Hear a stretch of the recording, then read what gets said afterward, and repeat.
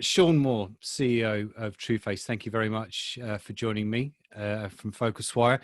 First of all, I guess a hearty congratulations on your two awards this afternoon at the Phocuswright Conference, the innovation section. So well done on that. Thank you.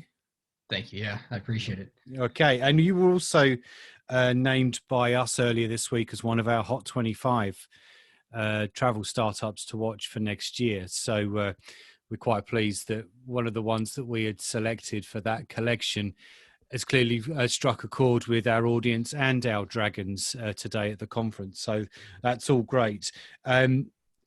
Before we came on air, I was just saying, for people like you, using something like Zoom, given what Trueface is doing, must feel almost prehistoric. So welcome back to the rest of the world that we've all been been using this year. But on a serious note, so a couple of questions to kind of kick us off. First of all, Shaun, if we can. I mean, you talk about you're processing billions of faces per second. Is that right? About 1 billion per second. Yeah. Yeah. I mean, just talk us through, without getting too nerdy. We have a lot of nerds that are reading PhocusWire and watching this, but without being too nerdy, I mean, what kind of processing or computer power does that take? You definitely need a lot of processing to do that. So, you're talking about a enterprise type of server that can run concurrent processes very quickly. So, you need the infrastructure to be able to do that. Not everyone would be able to do that. Your local electronics store at the corner of the street probably doesn't have that processing power, but there are entities out there that have the capability of doing that. So we benchmark it on a few different types of equipment. And what we show is, if you extrapolate out, at 100 million per second, this is the results that you get at 500 million at 1 billion. So, we tend to just try to analyze what is possible. Now, what is possible doesn't mean that's what people are using, but the billion a second is absolutely possible. And, for fear of just being a journalist and always focusing on the negative, I am curious as what is the kind of the margin of error within the system? So it depends on recognition versus face detection, face recognition, and face identification. When you're looking at the three pillars in which facial recognition operates, 1-to-1, it's how you unlock your phone. Not much error there. 1-to-few, access control, or you've got 300 people on a flight manifest, so you're looking for 300 people. Not much error there.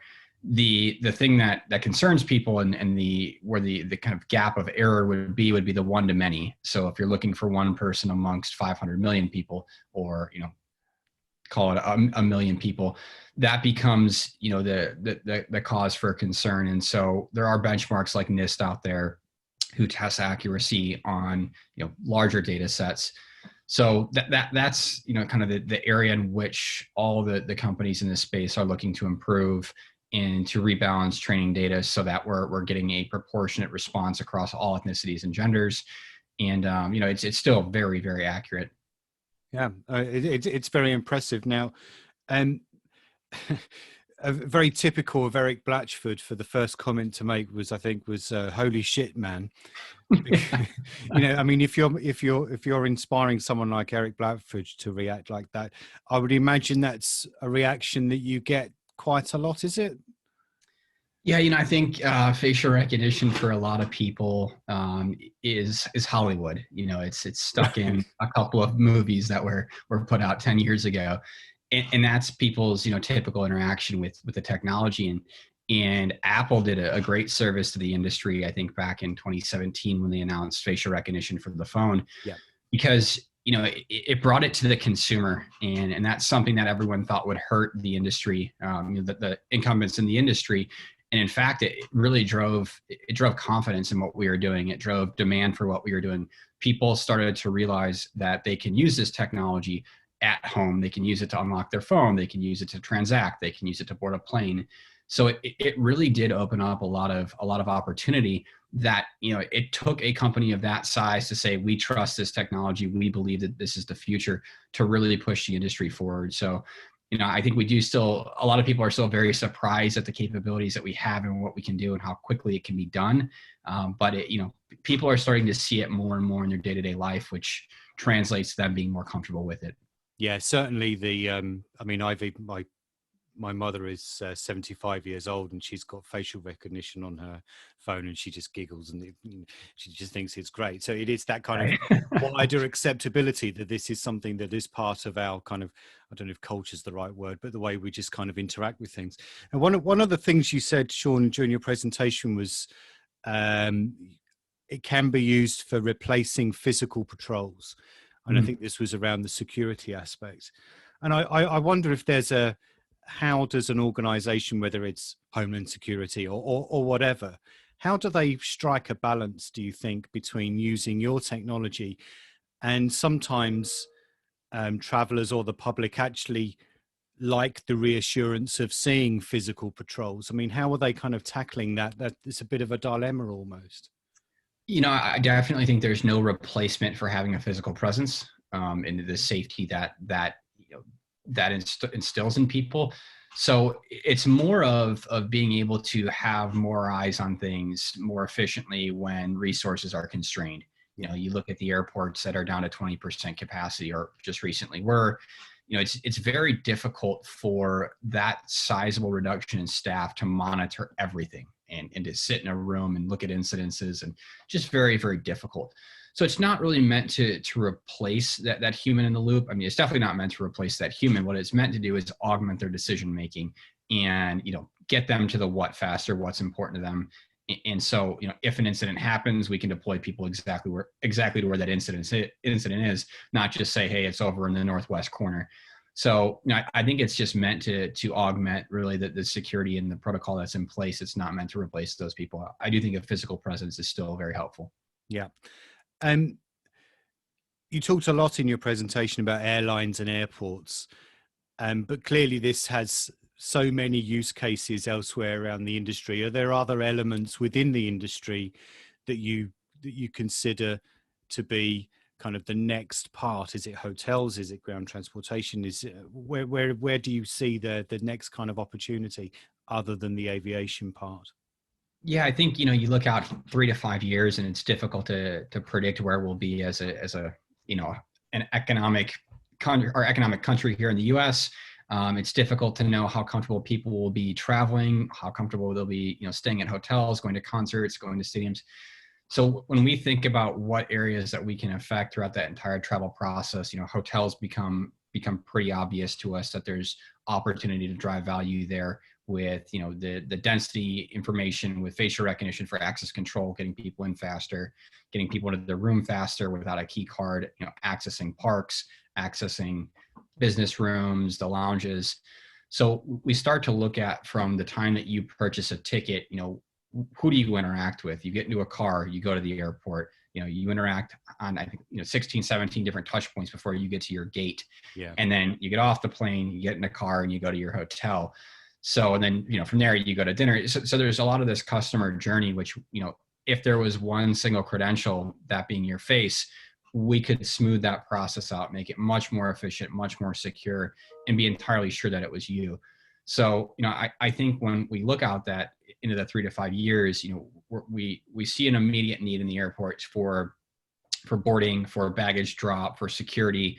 We're starting now to have those conversations with hotels, with rideshare companies, about where we could inject the technology to keep that kind of stream of flow consistent amongst the different stakeholders in that process. Yeah, no, it's very interesting. I mean, I'm curious, and I think it's a fair question to ask. I mean, how was your growth up until March this year? Because, like I say, it would be fair to say that what's happened this year may have actually accelerated your ability as a company to grow faster. Definitely. I think it's very fair to say, I think everyone that was running a business or involved in a startup or small business in March had to really look internally at what they were doing and what value they were bringing to their customers and to the people. And ultimately, we definitely got hit with a lot of customers who stopped paying, who couldn't afford to run proof of concepts, who were going out of business. So it by no means was easy on us. I think what it did do was it forced this conversation to areas like airports that were slower to adopt this technology, Right. and it made it front and center.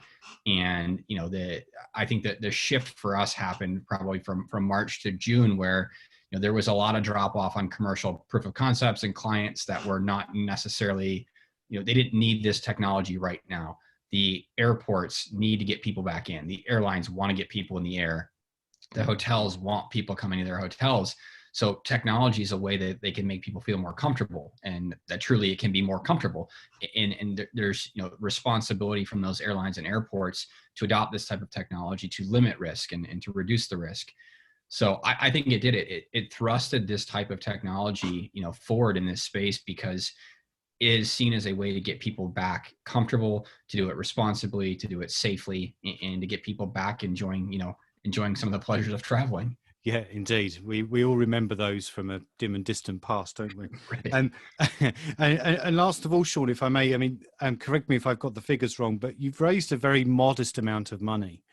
I think it's around 5 million. Is that right? Yep.